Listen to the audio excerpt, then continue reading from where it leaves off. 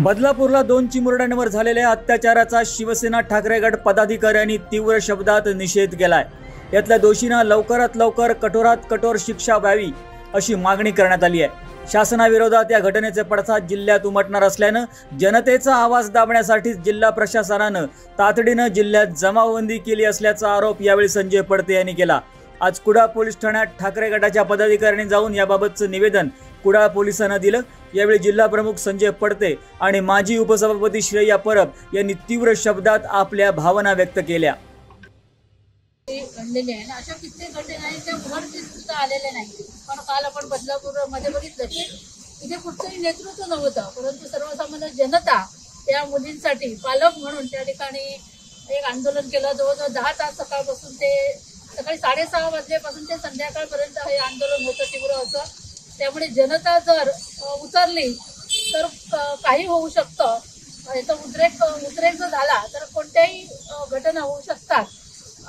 त्यामुळे यावर लवकरात लवकर कारवाई होऊन त्याला फाशीची शिक्षा होणं गरजेचं आहे आणि त्यानंतर अशा घटना या समाजामध्ये आणि आपल्या महाराष्ट्रामध्ये देशामध्ये घडणार नाही। आणि अशी जर शिक्षा लवकरात लवकर जर झाली तर कुठेतरी जनतेलाही एक आश्वास होतील की खरोखर या ठिकाणी लोकशाही आहे आपल्या देशामध्ये आणि डॉक्टर बाबासाहेब आंबेडकरांची घटनेप्रमाणे आपल्या देशाची लोकशाही चाललेली आहे। त्याप्रमाणे या ठिकाणी सांगू इच्छिते की आपल्या महाराष्ट्र हा एक आपण म्हणतो छत्रपती शिवाजी महाराजांचा महाराष्ट्र आहे, पण या महाराष्ट्र कुठेतरी बिहारच्या दिशेने जातो की काय ही सुद्धा आम्हाला एक भीती वाटते।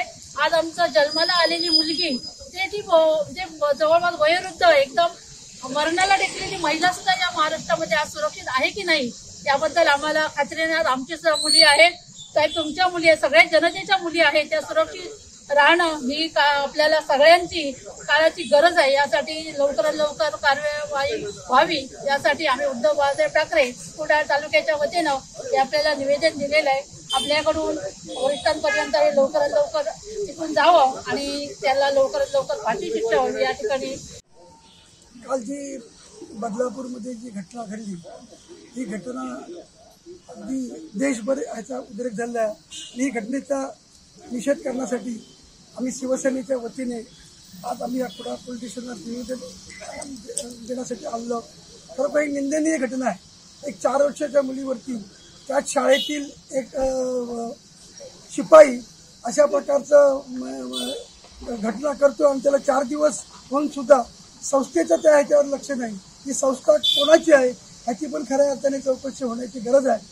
आणि अशा प्रकारे जर ह्या महाराष्ट्रामध्ये म्हणजे काय सरकारचं चाललंय हेच नेमकं कळत नाही अशी परिस्थिती या महाराष्ट्रामध्ये चालू आहे। आणि भविष्यात अशा घटनेचा आम्ही निषेध करतो, पण आम्ही ह्याच्या पुढे शिवसेना उद्धव बाळासाहेब ठाकरेच्या वतीने संपूर्ण जिल्ह्यामध्ये अशा प्रकारचे आंदोलन करण्याचा पुढील आम्ही विचार केलेला आहे। आणि लवकरात लवकर त्या शिपायावरती गुन्हा दाखल झालेलाच आहे, पण गुन्हा दाखल होण्यापेक्षा पूर्वी फक्त सांगत होते सरकार की फास्ट ट्रॅक होऊन आम्ही ताबडतोब फाशी देणार, पण अशी कुठलीच केस चाललेली नाही। पण ही केस फास्ट ट्रॅकमध्ये चालावी आणि त्या नराधमाला फाशी मिळावी ही शिवसेना उद्धव बाळासाहेब ठाकरेंच्या वतीने आमची मागणी। काल रात्री जमावबंदी ताबडतोब शासनाने जाहीर केलेली आहे। तर शासनाला माहिती आहे की जनतेचा उद्रेक जाहीर होतो आणि हा उद्रेक संबंध महाराष्ट्रामध्ये नाही देशामध्ये पण निश्चित होणार आहे। आणि महाराष्ट्रात उद्रेकाला सुरुवात झाली आज संपूर्ण महाराष्ट्रामध्ये संपूर्ण जनता रस्त्यावर उतरणार आहे याची पण जाणीव या शासनाने घ्यावी। यावेळी संजय पडते, श्रेया परब यांच्यासह महिला शहर प्रमुख आणि नगरसेविका श्रेया गवंडे, युवासेना उपजिल्हा प्रमुख मंदार शिरसाट, माजी पंचायत समिती सदस्य अतुल बंगे, राजू गवंडे, नगरसेविका श्रुती वर्धम, नगरसेवक उदय मांजरेकर, संतोष शिरसाट, सई काळप, ज्योती जळवी, शीतल देशमुख, रोहिणी पाटील, अनुप नाईक, गंगाराम सडवेलकर, अशफक कुडाळकर, नितीन सावंत, शुभम सिद्गीकर, गोट्या चव्हाण, अनिकेत आंदुर्लेकर उपस्थित होते। Bureau news, sky news today, Kudal.